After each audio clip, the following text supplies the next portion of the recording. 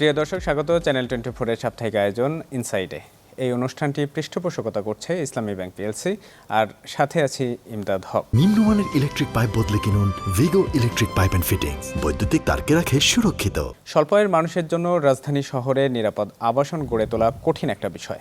এই কঠিন বিষয়কে সহজ করে তুলছে দেশের আবাসন খাত। আবাসন খাতের ব্যবসায়ীদের নানাবিধ চ্যালেঞ্জ যেমন রয়েছে, তেমনি রয়েছে নানাবিধ সম্ভাবনাও। এসব বিষয়ে কথা বলবো। আজ আমাদের সাথে আলোচক হিসেবে উপস্থিত রয়েছেন কৃষিবিদ গ্রুপের ব্যবস্থাপনা পরিচালক এবং Bangladesh real estate and housing association রিহ্যাবের প্রেসিডেন্ট ডক্টর আলী আফজাল। স্বাগত আপনাকে আমাদের এই অনুষ্ঠানে। আমাদের আবাসন খাত অনেক দূর এগিয়েছে, নানাবিধ সমস্যা রয়েছে, সম্ভাবনাটাও ব্যাপক। কিন্তু স্বল্প আয়ের মানুষ যারা সাধারণ মানুষ, তাদের কাছে যখন আবাসন খাত, রিহ্যাব, ফ্ল্যাট, জমির এই ব্যবসাগুলো উপস্থাপন করা হয়, তারা প্রথমতই নেতিবাচকভাবে একটা ধারণা পোষণ করে। এই সংকটটা আসলে কেন? রিহ্যাবের লম্বা সময়ে দুর্বল নেতৃত্বের কারণে আসলে পজিটিভের পরিবর্তে নেতিবাচক বিষয়টাই রাষ্ট্রের কাছে, সমাজের কাছে, মানুষের কাছে বেশি প্রকাশিত হয়েছে। এই মুহূর্তে বাংলাদেশে আবাসন ব্যবসা করে প্রায় 8,000-এর কাছাকাছি রিয়েল এস্টেট ব্যবসায়ী বা ডেভেলপার। রিহ্যাবের মেম্বার হচ্ছে মাত্র 1,809 জন। তার মানে রিহ্যাব মেম্বার থেকে নন মেম্বার কিন্তু অনেক বেশি। এর বাইরে আবার কিছু আছে যে আপনার যারা শেয়ারিং সিস্টেমে ইদানিং একটা প্র্যাকটিস শুরু হয়েছে, কাজ চলছে। আমি অ্যাসেস করার চেষ্টা করেছি যে রিহ্যাবের সবচেয়ে বড় সমস্যা হচ্ছে ইমেজ সংকট, যেটা আপনি বলেছেন। আমি এক কথা বলে ইমেজ সংকট, তো এই জায়গাটা আমি অ্যাড্রেস করার চেষ্টা করেছি। তো আমরা দেখলাম এই স্টাডি করে, আমি বলছি না যে রিহ্যাবের মেম্বার সবাই ভালো, সবাই ফ্রেস্তা, বিষয়টা এরকম নয়। আবাসন কিন্তু যেন তেন কোনো বিষয় না, আশপাশের ট্রেডের মতো নয়। অন্ন, বস্ত্র, বাসস্থান, স্বাস্থ্য, শিক্ষা, এই মানুষের মৌলিক অধিকার কিন্তু 5টা, এর মধ্যে আবাসন একটা। সো এটা দেওয়ার দায়িত্ব হচ্ছে রাষ্ট্রের, এদেশের জনগণের। আমরা প্রাইভেট সেক্টর কিন্তু রাষ্ট্রের কাজটাই করছি। সো আমরা হচ্ছে রাষ্ট্রের উন্নয়ন সহায়ক শক্তি। এটা আমাদের রিহ্যাবের লম্বা সময় দুর্বল নেতৃত্ব এস্টাবলিশ করতে ব্যর্থ হয়েছে, এক নাম্বার। দ্বিতীয় হলো যে আপনাকে যদি আমি কাউন্টার কোশ্চেন করে দেখেন, ঢাকা শহরে আপনি র্যান্ডামলি যে কাউকে দিয়ে আপনি 20টা বিল্ডিং সিলেক্ট করবেন, যেগুলো সুন্দর, দেখতে সুন্দর, উঁচু বিল্ডিং, দৃষ্টিনন্দন বিল্ডিং সিলেক্ট করবেন। এরপরে প্রত্যেকটা বিল্ডিংয়ের কাছে নেম প্লেটটা চেক করবেন, দেখবেন ওরা আমার কোনো না কোনো ডেভেলপার বিল্ডিংটা বানিয়েছে। তাহলে এটা কি ঢাকাকে দৃষ্টিনন্দন করা, এই কাজটা কি প্রাইভেট ডেভেলপাররা করে নাই? ওই বিল্ডিংকে যারা পেয়েছেন তারা কি বিল্ডিংয়ের ফ্ল্যাটটা বুঝে পায়নি? ওই বিল্ডিংটা কি আর 5টা বিল্ডিং থেকে সুন্দর হয়নি? তাহলে এই যে সুন্দর কথাটা কিন্তু আসে নাই। হ্যাঁ, এই ডেভেলপার আমি যের আগেই বলেছি যে 1,809 জন যেমন মেম্বার আছে, তার মধ্যে সবাই তো ভালো না, কিছু তো খারাপ কাজ করেছে, তা নাহলে এই প্রচারণা কেন হবে? আজকে ভূমিদস্যু বলা হচ্ছে, আসলে ডেভেলপমেন্ট ভূমিদস্যু বলা হয়, প্রতারণা বলা হয়, অনেক কিছু করা হচ্ছে। আমি দেখেছি একজন সারা জীবনের কষ্টের যে অর্জনটুকু হয়তো মিডল ইস্টে বা দেশের বাইরে কোথাও থাকে, একজন ডেভেলপারকে দিয়েছে, হয়তো সে ফ্ল্যাটটা পায়নি, বা একজন ল্যান্ডওনারকে দিয়েছে, প্লটটা পায়নি। তো ফ্ল্যাট থেকে আমি দেখেছি যে এই প্রতারণাটা বেশি হয়েছে কিন্তু প্লটের ক্ষেত্রে, ল্যান্ডের ক্ষেত্রে বেশি হচ্ছে। আমার পার্সোনাল যে অ্যাসেসমেন্ট যেটা আমি এই 3 মাসে করেছি। সেকেন্ড হলো আমি দেখলাম যে আসলে সারা দেশের যে ডেভেলপার, শুধু আমাদের মেম্বার না, বাইরেও আছে, এবং মেম্বার থেকে নন মেম্বারদের মধ্যে টেন্ডেন্সিটা বেশি। একই সাথে তারা শেয়ার ব্যবসা করছে, 50 জন মিলে শুরু করলো, দেখা গেলো একজন মারা গেছেন বা একজন কোনো কারণে তার অর্থ সম্পদ কমে গেছে, ওটা শেয়ার সিস্টেম, আংশিক টাকা দিতে হয়। 5 জনের কারণে দেখা যায় 45 জনের আটকে গেছে। তো এই যে যত ঝামেলা, মানে আবাসন সেক্টরের যত ঝামেলা, দিন শেষে দায়িত্বকার রিহ্যাবের, দিন শেষে দায়িত্বকার রিহ্যাব প্রেসিডেন্টের। সো আমি প্রথম হচ্ছে আমি ডিসএগ্রি করছিলাম আপনার সাথে, এই সেক্টরে যে বদনাম নাই তা না, কারণ আবাসন সেক্টর এবং একই সাথে যেগুলো ম্যানপাওয়ার বললেই আদম ব্যাপারী বলে, আর রিহ্যাব বললেই বলে যে ভূমিদস্যু। এটা আমার জন্য দুর্ভাগ্য যে অনেক যখনই যাই সেখানে আমি বলেছি আগে যে ইমেজ সংকটে পড়েছি আমরা। তবে আমি আবারও বলতে চাই যে আমরা কিছু লোক খারাপ করলেও আমি বলবো যে ভালোর অংশটাই বেশি আছে রিহ্যাব মেম্বারদের। এই যেটা বললেন যে দৃষ্টিনন্দন সব ভবন নির্মাণের ক্ষেত্রে আপনাদের সদস্যরাও গুরুত্বপূর্ণ ভূমিকা যেমন রাখছে, তেমনি তো অপরিকল্পিত এই যে ভবন নির্মাণ অথবা জলাবদ্ধতার যে খাল, বিল, পুকুর এগুলো দখল করে হাউজিং নির্মাণের ঘটনাও তো অনেক আছে। আমার জানা মতে মোটামুটি পরিসংখ্যার যে ঢাকা শহরে প্রায় 22 লাখের মতো বাড়ি আছে। এর মধ্যে কয় % আমরা ডেভেলপার বানিয়েছি দেখেন, সামান্য কিছু বাড়ি আমরা বানিয়েছি, যদি তুলনা করেন 5% হবে না, লেস দেন 5% হবে। সেই বাড়িগুলো কিন্তু দৃষ্টিনন্দন, সেগুলো কিন্তু বড় বড় বিল্ডিং আপনি পাবেন, যে বা ধরেন 10% পাবেন, আর বাকি কিন্তু সব ব্যক্তি মালিকানায় 2 তলা, 3 তলা, 4 তলা, 5 তলা, যে যেভাবে পারছে সে বানাচ্ছে। দ্বিতীয় আপনি জলাবদ্ধতার কথা বলেছেন, ড্রেনেজ সিস্টেম বলেছেন, ওয়াসার কথা বলেছেন, এই দায়িত্বগুলো কিন্তু রাষ্ট্রের। কিন্তু আপনি আপনি ইউটিলিটি যেটাকে আমরা বলি, যে রাস্তার ড্রেনের সমস্যা হচ্ছে, পানি আটকে যাচ্ছে, ড্রেন ক্লিন হচ্ছে না, ড্রেনের পানির মধ্যে আমাদের নর্মাল খাওয়ার পানির লাইন মিশে যাচ্ছে, এই যে জটিলতাগুলো, ইটস নট আওয়ার রেসপন্সিবিলিটি। আমরা গভর্নমেন্ট ট্যাক্স দিই, ভ্যাট দিই, দিন শেষে আমার বক্তব্য বলছি এই সার্ভিস দেওয়ার দায়িত্ব তো রাষ্ট্রের। তো সেই জায়গাগুলো কিন্তু আমরা অলরেডি অ্যাড্রেস করেছি। আমরা ওয়ার সাথে মিটিং করেছি, ডেসার সাথে মিটিং করেছি, ডেস্কোর সাথে, ডিপিডির সাথে অলরেডি মিটিং করেছি, রাজুকের সাথে মিটিং করেছি আমরা। তো এই জায়গাটা রিহাব মেম্বাররা এককভাবে ঢাকাকে পরিবেশ বান্ধব সিটি তৈরি করতে হয়, এটা সমন্বিত উদ্যোগ লাগবে। যেমন রিহাবকে করতে হবে, আবার রিহাবের নন মেম্বার যারা তাদেরকে অ্যাড করতে হবে, একই সাথে ওগুলো রাজুকে আসতে হবে, সরকারকে আগে আসতে হবে। এই সবাই মিলেই কিন্তু এটাকে করা সম্ভব। আদারওয়াইজ শুধু বিচ্ছিন্নভাবে মানে শুধুমাত্র ওই দিন শেষে রিহাব প্রেসিডেন্ট থেকে হাত তুললে এটা ভুল হবে। প্রধানমন্ত্রীর সাথে তো আপনারা সাম্প্রতিক দেখা করলেন, তো সেখানে আপনাদের দাবিগুলো কি ছিল? আমরা আমাদের পুরো বিষয়টাকে বলার চেষ্টা করি 6টা প্রস্তাবের মধ্যে দিয়ে। প্রথম যেটা বলেছি যে দেখুন, আপনি যেমন অভয় দেন, আমি আমাদের যা সমস্যা আমি খুলে বলতে চাই। উনি পরিষ্কার বলছেন যে ভাই আপনি যা যেগুলো আছে নিশ্চিন্তে বলতে পারেন। আমরা বলি দেখেন, আমাদের সবচেয়ে বড় সমস্যা যে ড্যাপ, ডিটেল এরিয়া প্ল্যান যেটা আছে, এবং নগর উন্নয়ন পরিকল্পনা যেটা আছে, বিধিমালা। এই বিধিমালা ড্যাপের কারণে আজকে ঢাকা শহরে কিন্তু সমস্যাটা হচ্ছে। আমি ওনাকে ক্লিয়ারলি বলেছি যে এই ড্যাপ 2022 সালে করা হয়েছে 22 থেকে 35-এর জন্য, এবং তখনকে জনমনের মানে বিষয়টা উপেক্ষা করা হয়েছে। এক, দ্বিতীয় হলো যে এই ড্যাপের মধ্যে সবচেয়ে বড় অসুবিধা হচ্ছে অসঙ্গতি আছে এবং বৈষম্য আছে। বৈষম্যকে আমি এক্সাম্পল দিই, একটা মিরপুর ডিওএসএসে একটা 4 কাঠা জমির উপরে 9 তলা বিল্ডিং করা যায়, জাস্ট ওয়ালের পাশেই কিন্তু একজন মানুষ সে 4 তলা বিল্ডিং করতে পারবে না, কেন? হুয়াই? এটা একটা বিষয়। এরপর হচ্ছে যে আপনি কিছু ভুতুরে জিনিস আছে, ভুতুরে বলতে এই সেন্সে 14 তলা বিল্ডিংয়ের উপর দিয়ে রাস্তা দেখা রাখছে, কেন? হুয়াই? ওটা তো আপনি কখনো ভাঙতে পারবেন না। তো দেখেন রাস্তার লাভটা কি? যেখানে রাস্তা হয়নি সেটা দেখাতে পারেন, কিন্তু 14-15 তলা বিল্ডিংয়ের উপর রাস্তা দেখাচ্ছেন কী জন্য? এটা হচ্ছে ভুতুরে কারবার। থার্ড, আমি বলেছি যে দেখেন, বাংলাদেশের পপুলেশন 18 কোটি। এই জিনিসটা উনি খুব গুরুত্বের সাথে নিয়েছেন। এই পপুলেশন গ্রোথ যেটা আমাদের বর্তমান আছে, এই গ্রোথটা যদি থাকে তাহলে 2050 সালে পপুলেশন 25 কোটি হবে এবং 2100 সালে 35 কোটি হবে। তাহলে এই 35 কোটি মানুষকে অ্যাড্রেস করে কিন্তু এই ড্যাপ তৈরি করা হয়নি, প্ল্যান তৈরি করা হয়নি। যারা করেছেন আমি বলবো যারা মাথা মোটা, আমি পরিষ্কার ভাষায় বলতেছি, মিডিয়ার সামনে বলতেছি আমি। কারণ আপনি দেখেন, ছোট্ট একটা ভূখণ্ড, এই দেশটা কিন্তু বড় হবে না, কিন্তু আজকে 18 কোটি মানুষ 35 কোটি মানুষ হবে। আমি মাননীয় প্রধানমন্ত্রীকে বলেছি যে আপনি প্রধানমন্ত্রী হিসাবে আপনার 2টা চ্যালেঞ্জ একসাথে ফেস করতে হবে। এই 35 কোটি মানুষের আবাসন দিতে হবে, আবার এই 35 কোটি মানুষের কিন্তু আপনাকে খাবার ব্যবস্থা করতে হবে। আপনি তো ল্যান্ড তো বাড়াতে পারবেন না, দেশের জায়গা তো বাড়বে না। তাহলে আপনি কী করবেন? আমি পরিষ্কার বলে সাজেশন যে আপনি দেশটাকে 5টা ভাগে ভাগ করেন, অর্থাৎ জোনিং করেন, নট ড্যাপ। হোল বাংলাদেশে জোনিং করতে বলেছি আমি, যে this land is for agriculture. এটা হাত দেওয়া, হাত দিলে হাত কেটে ফেলা হবে। কারণ বাংলাদেশে যদি আমি বলেছি চাষযোগ্য 1 ইঞ্চি জমি নষ্ট করার কোনো সুযোগ নাই, এটা হাত দেওয়া যাবে না। এরপর আসেন যে this land is for housing, this land is for industry, this land is for water body, this land is for forestry. মোটা দাগে 5টা ভাগে ভাগ করেন। এটা মালয়েশিয়াতেও আছে, ব্যাংকক, আমাদের পাশের দেশে কথা বলছে, সারা পৃথিবীতে আছে, আমার পাশের দেশগুলোতেও আছে, কিন্তু বাংলাদেশে এটা করা হয়নি। বিভিন্ন বিচ্ছিন্নও করা হয়েছে, বাট প্ল্যান হইতে করা হয়নি। এরপর আসলে আমি বললাম যে আপনি, যেটা আমি কৃষি বিজ্ঞানী, আমি বললাম যে এগ্রিকালচারটাকে কৃষি বিজ্ঞানী ডেকে বলেন যে ল্যান্ডটা বরাদ্দ হয়েছে এই ল্যান্ডটা ভবিষ্যতে বাড়বে না, কিন্তু আগামী দিনে 35 কোটি মানুষকে এই ল্যান্ডটা ব্যবহার করেই চাষ করে আপনাকে খাবার দিতে হবে। তাহলে কী লাগবে?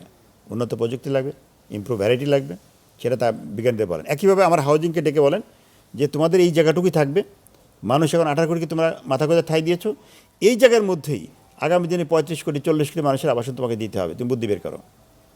উনি হাইলি অ্যাপ্রিসিয়েট করেছেন আমাদেরকে, উনি অ্যাকসেপ্ট করেছেন, অ্যাকসেপ্ট উনি কিন্তু আমাদের সাথে সুর মিলে কথা বলেছেন যে এটা আমাদের দরকার, এটা করতে হবে। এটা কেমনি হবে আমি বলে দিই। আজকের ড্যাপ কি বলেছে যে 3 তলা 4 তলার উপর বিল্ডিং করা যাবে, কেন ভাই?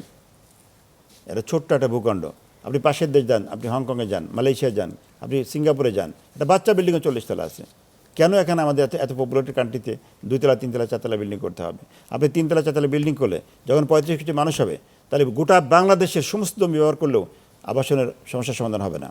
আর ধরলাম ভূ সমস্যা হবে, কিন্তু চাষযোগ্য জমি একটুও থাকবে না, লাভটা কী হবে? সো আমি পরিষ্কার বলেছি যে আপনি হাইট রেস্ট্রিকশন তুলে দেন, শুধুমাত্র সেন্সিটিভ এরিয়া ছাড়া। যেমন আপনি যেন এয়ারপোর্ট আছে, প্লেন ল্যান্ডিং করেছে, এয়ার ফানেল আছে, আপনি রাডার আছে, এরকম সেন্সিটিভ জায়গা ছাড়া বাকি জায়গায় আপনি রেজিস্ট্রেশন তুলে দেন, যে যত তলা পারে বিল্ডিং করতে সুযোগ দেন। কোশ্চেন আছে যে সেখানে আসবে যে এই লজিস্টিকের কথা আসবে। Logistics this not my responsibility, এটা সরকারের দায়িত্ব।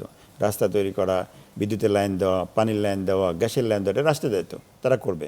বাট বিল্ডিং, এই নিচে বিল্ডিং করতে দেওয়া হবে না। আপনি একটা এক্সাম্পল দেবেন, এটা শেষ করি পয়েন্টটা। মতিঝিলে 40 তলা বিল্ডিং আছে না? আমি দেখেছি মিডিয়াতে আসলে একটা কোশ্চেন করে, বাংলাদেশে তো বড় বিল্ডিংগুলো ডেবে যাবে। এটা সম্পূর্ণ ভুয়া কথা। এটা পরিকল্পিত একটা অপপ্রচার করা হয়েছে। এটা আমি বলব চক্রান্ত, ষড়যন্ত্র। এই দেশে 100 তলা 200 তলা বিল্ডিং করলে কিছুই হবে না। আমি সায়েন্স দিয়ে কথা বলতেছি।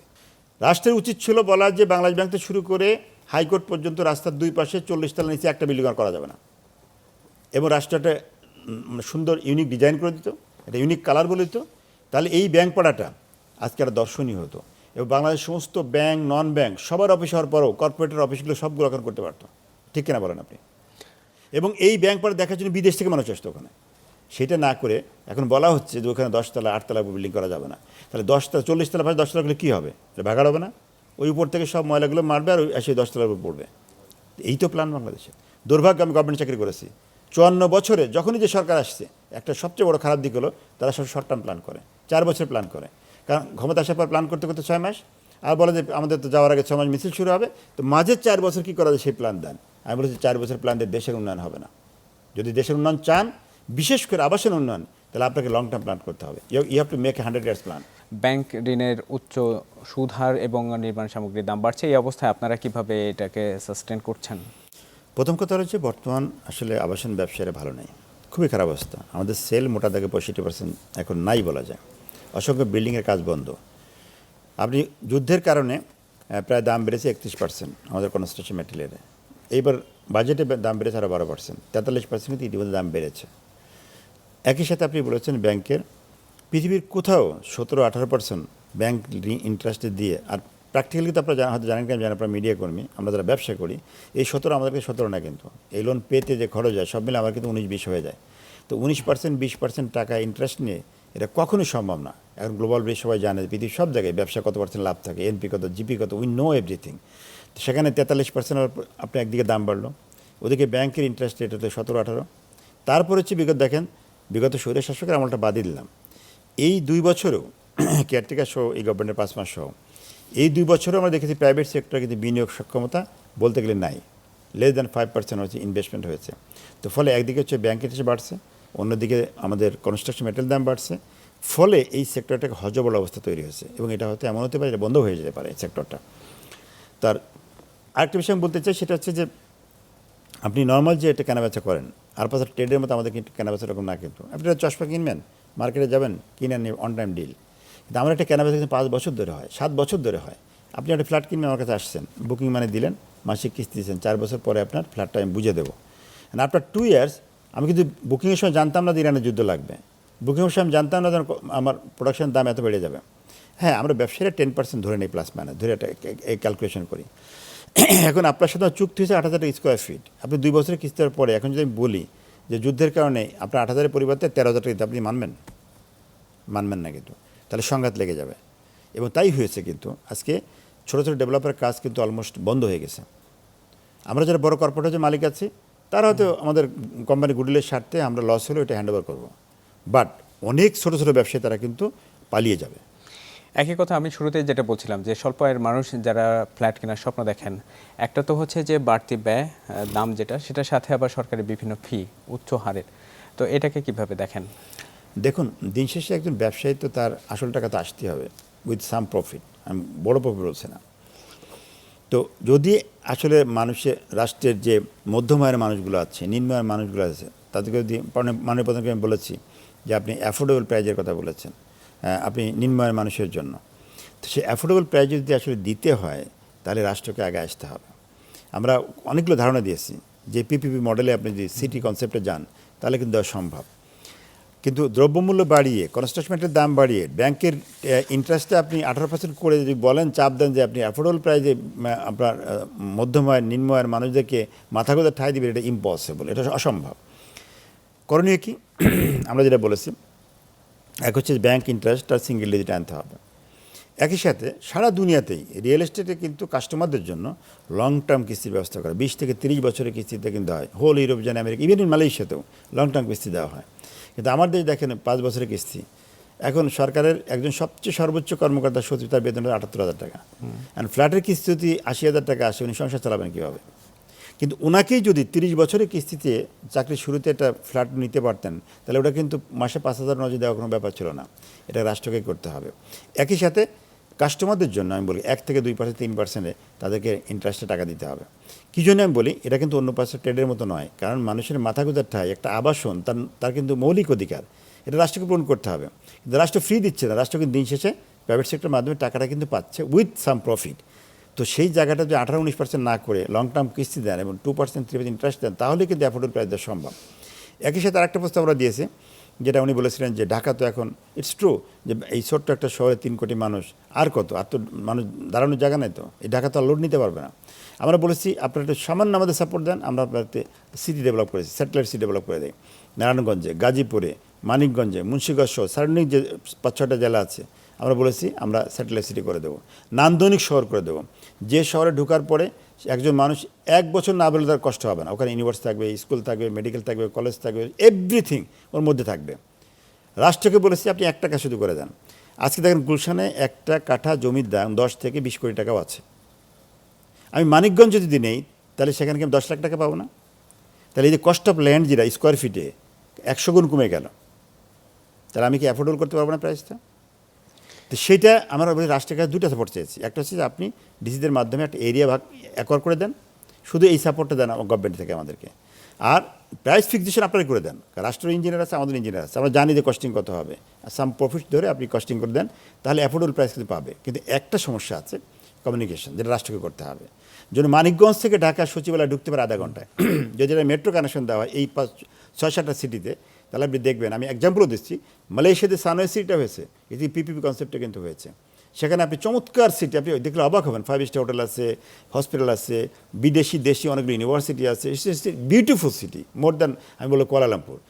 যদি একটু দূরে ছিল, এখন কিন্তু কুয়ালালামপুর সাথে লেগে গেছে। কথা বলছি রিহ্যাব প্রেসিডেন্টের সাথে। তো যারা এখন ফ্ল্যাট কেনার জন্য টাকা দিয়ে টাকা ফেরত পাচ্ছে না, ফ্ল্যাট বুঝে পাচ্ছে না, একই কথা জমির ক্ষেত্রেও আপনি কারণটা ব্যাখ্যা করেছেন। তো আপনার সদস্যরা যদি হয় তাহলে তাদের বিরুদ্ধে কী ধরনের ব্যবস্থা নেবেন, জনগণ জানতে চায়। দেখুন, আমাদের কাছে যেহেতু একটা নির্বাচিত, দীর্ঘদিন পরে রিহ্যাবের ব্যবসার একটা নির্বাচিত প্রতিনিধি পেয়েছে, একই সাথে রিহ্যাবের কাস্টমার যারা আছে তারাও পেয়েছে, তাদের প্রত্যাশার জায়গা অনেক বেশি। আমার কাছে ইতিমধ্যে এই গাদা গাদা ফাইল জমছে, বিভিন্ন অভিযোগ আছে, ইটস ট্রু, আমি অস্বীকার করছি না।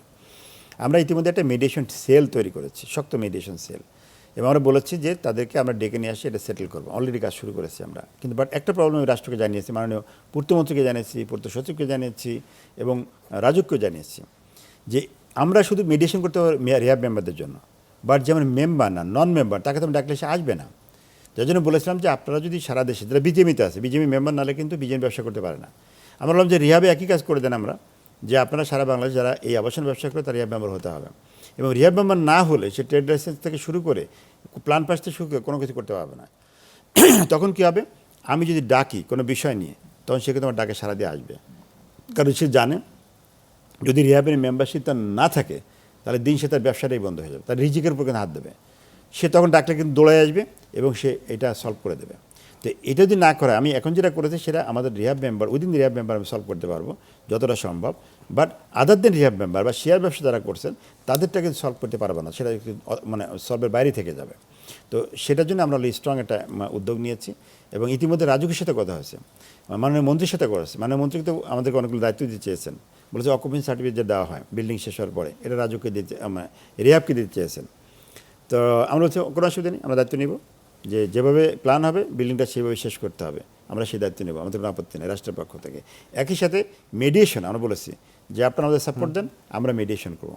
যারা প্রতারণা করছেন, ইভেন রাজুকেও কিন্তু দরখাস্ত যায় আমাদের যারা ফ্ল্যাট পায় না, আমি রাজুক চেয়ারম্যানকে বলেছি আপনি ওগুলো ফ্রড করে দেন আমাদেরকে, আমরা মেডিয়েশনে সলভ করছি। আমরা যদি না পারি, আমরা রাজুক সরকার মিলে ওকে ধরবো। প্রবাসীদের বড় একটা অংশ আবাসন খাতে বিনিয়োগ করতে চায়, অথবা একটা অংশ যারা বিনিয়োগ করেছে তারাও প্রতারিত হচ্ছে, এটা নিয়ে আপনার ব্যাখ্যা কি? একটা অংশ তো প্রতারিত হচ্ছে, ট্রু, কারণ এটা তো মিডিয়াতে আসছে, সকলেই জানে প্রতারিত হয়।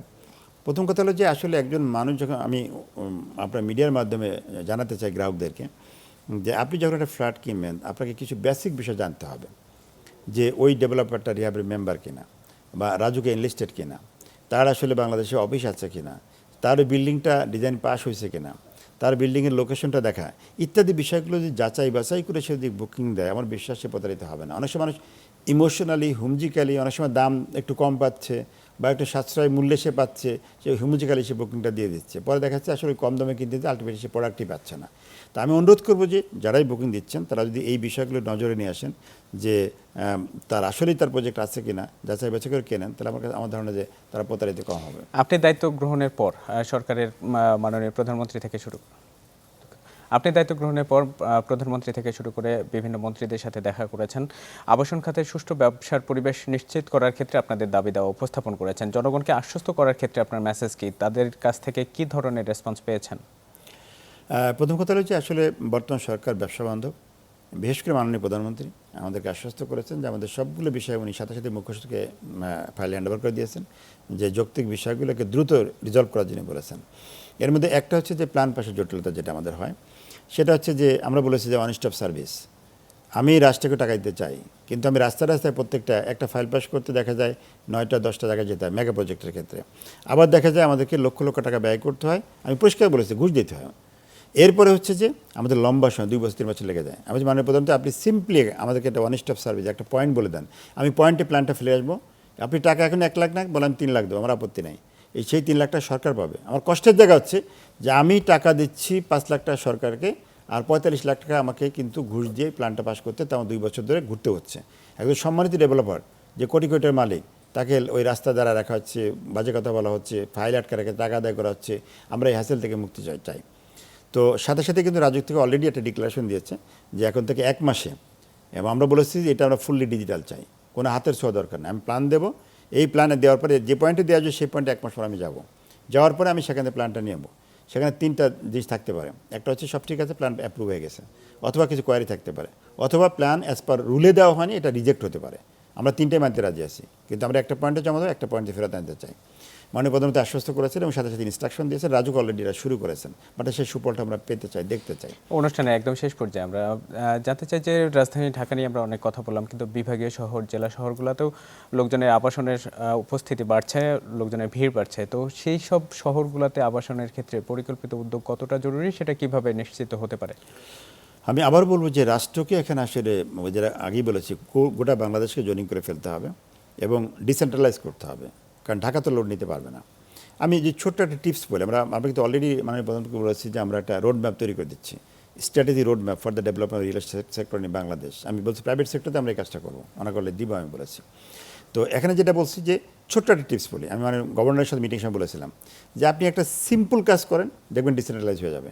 আপনি 1% লোনে ইন্টারেস্টে টাকা দেন, বলেন যে উপজেলায় বাড়ি করবে তাকে 1% ইন্টারেস্টে টাকা দেওয়া হবে, যে জেলায় করবে তাকে 2% দেওয়া হবে, আর ঢাকায় করলে 9%। আপনি দেখেন অনেক লোক কিন্তু ওই 1% টাকা নেওয়ার জন্য সে উপজেলায় চলে যাবে, 2% দিয়ে সে কিন্তু জেলায় চলে যাবে। এই যে ছোট্ট ছোট্ট মানে পলিসি, আমি নীতির কথা বলছি, এই নীতিগুলো কিন্তু অনেক সময় ডিসেন্ট্রালাইজে হেল্প করে। তো একই সাথে আমি বলি প্রত্যেকটা শহরকেই যদি আমরা এইভাবে নিয়ে আসি পিপিপি কনসেপ্টে, আমি আবার বলছি, মাননীয় প্রধানকে আবার ধন্যবাদ না দিয়ে পারছি না, উনি একটা কথা খুব স্ট্রংলি বলেছেন, মন্ত্রীকে অ্যাড্রেস করে বলছেন যে আই ডোন্ট লাইক যে রাজুক এবং সরকার ব্যবসা করুক, বরং বেটার হচ্ছে যে প্রাইভেট সেক্টর আগে আসুক, আমরা তাদেরকে সাপোর্ট দিই, নীতি সাপোর্ট দিই, এবং পিপিপি কনসেপ্টে দেশের এই আবাসন সেক্টরটা ডেভেলপ করুক, তাহলে নগর সুন্দর হবে, শহর সুন্দর হবে। এবং আপনি যেটা বলেছেন যে অ্যাফোর্ডেবল হাউস, যেটা মধ্যম আয়ের নিম্নমানের মানুষগুলো যাতে একটা মাথা গুঁজার যাদের স্বপ্ন ছিল, স্বপ্ন অধারণ না থাকে, তাদের স্বপ্ন বাস্তব নয়, সেই কাজটা আমরা করতে পারবো পিপিপি কনসেপ্টে। আমাদেরও প্রত্যাশা একটা সরকারি বেসরকারি উদ্যোগের মাধ্যমে একটা সুষ্ঠু নগর ব্যবস্থাপনা গড়ে উঠুক, স্বস্তির একটা আবাসন গড়ে উঠুক। ডক্টর আলী আফজাল, অনেক ধন্যবাদ আপনাকে আমাদের অনুষ্ঠানে সময় দেওয়ার জন্য। প্রিয় দর্শক, ইসলামী ব্যাংক পিএলসি ইনসাইডে আজকের আয়োজন এটুকুই। সাথে থাকার জন্য ধন্যবাদ সবাইকে।